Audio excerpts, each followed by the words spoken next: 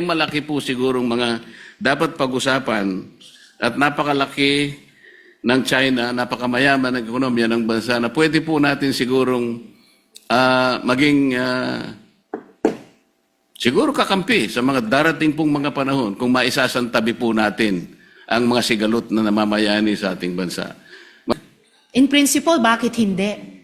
Pero pwede ba nating maging kakampi ang China kung ipagpapatuloy niya ang pinaggagawan niya sa ating karagatan, sa internet, at laban, nagsimula na siya, laban na sa mga opisyal ng ating gobyerno, both sa executive at sa legislature.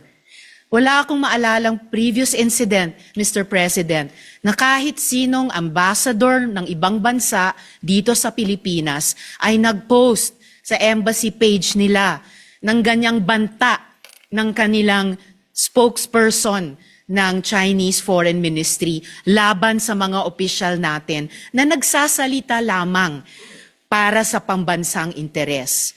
Pwedeng maging kakampi kapag itinigil yung ganyang mga gawi ng isang hindi kakampi, mga gawi ng isang hindi kaibigan. Pwedeng maging kakampi. Hindi simpleng isa-isang tabi yung sigalot na sabi nila tayo ang may kagagawan, na kapag nagreklamo tayo, tumutol tayo sa kanilang maling gawi sa ating Navy, Coast Guard, mangingisda, bayan, sasabihin nila, masyado naman kayo isa-isang tabi niyo yan. Hindi po.